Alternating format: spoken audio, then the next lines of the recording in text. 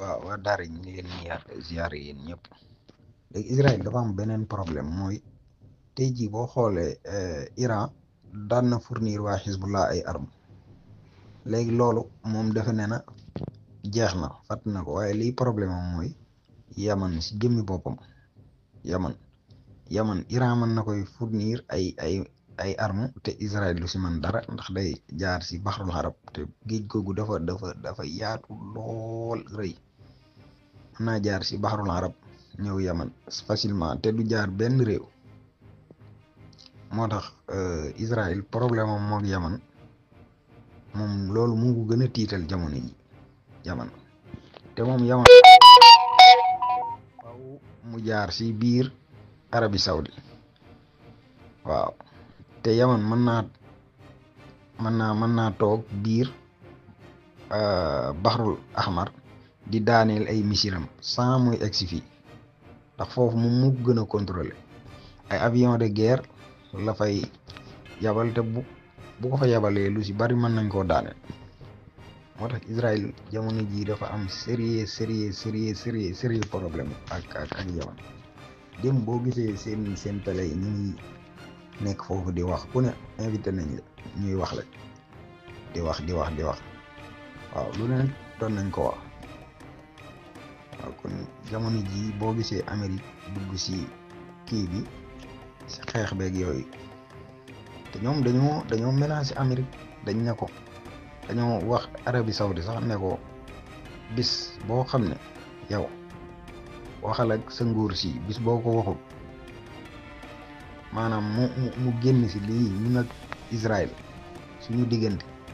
mboolem base bu mu am si Moyen-Orient bi ñun mën nañ ko bombarder. xam nga loolu Iran mi sax mus koo wax Amérique waaw bu demee it ba Amérique di def coalition ak Angleterre di jéem a bombarder Yaman kon ngay xamee ne lii nekkul lu sérieux Amérique saa su ñëwee rek xamee ne affaire bi Israël tëli na Israël bu tëlewut Amérique du mas a ñëw boo gisee Amérique ñëw kon Israël tëli na Yaman jaaxal na ko daal. muy problème bu sérieux boo xam ne daal dox na diggante Israël ak Yaman waaw ndax pour Israël bombarder Yaman day compliqué lool pour Israël bombarder Yaman sax mën naa jaar biir Ordon te Iran bu ma sànni ay missilam lu si bëri bu jaaree Iraq jaar Ordon googu ay naafeq lañ ñooy daaneel yi si ëpp waaw tey nag Yaman bu lancé ay missile bu ko jaaree si mer Rouge bi rek dara kenn mënu ko daaneel waaw muy loo xam ne daal lu doy waar waaw te Israël amut accès si mer Rouge bi loolooy problème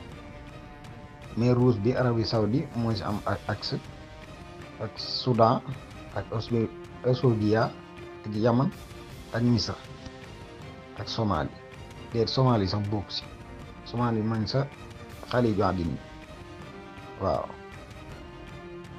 kon Israël positionnement bi nga xamee ne Yaman positionné na ko fi mu nekk loolu mooy problème mu Israël waaw loolu mooy problème mu Israël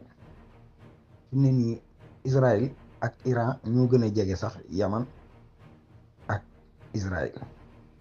waaw te Israël rek pour mu bombarder Iran yi day xaw a difficile parce que faaw mu yóbbu fa ay avion de guerre asamaan Yaman mi nga xamee ne mi ngi si gannaaw Arabie Saoudi ak Arabie Saoudi ni mu rëyee waaw muy loo xam ne daal jaaxal ne israélien yi looloo tax Yaman bi Hezbollah di bombarder ak moo kii seen guerre bi rek fan yi moo Hezbollah ak Israël Yaman doon na dóor sax ay missile mais Israël du ko bëgg a faale Israël du bëgg moom daal bu sañoon daal maanaam mbir Yaman moom du si dugg da ngay gis ñu dóor fa ay kii mais buy déclaré Hezbollah lay wax maanaam su ñuy def déclaration presque ñoom duñ tudd sax Yaman ndax ñoom bëgguñu woon seen conflit moog Yaman développé waaw parce que xam nañ ne Yaman pour xeex ak ñoom day jafe boo gisee Gaza gii muy bombardé ak Liban loolu daanaka Liban ak Israël dañoo frontière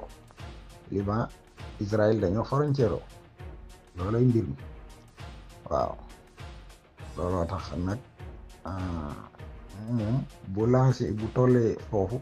si territoire am lancé missile day doon loo xam ne day atteindre ak objectif bi waaw directement mais bu dee fii nag moom c'est très difficile Israël lancer fa ay missile mu agsi waaw c'est très très très difficile c'est très très très difficile ay avion de guerre rek la fa mën a yebal te loolu daanaka balaa muy passé rek mer Noire bi mën nañ koo daaneel foofu mer Noire bi rek li fi Yaman am ci ay kii pour nga jéggi fa rek dugg biir Yaman c'est très très très difficile c'est très très difficile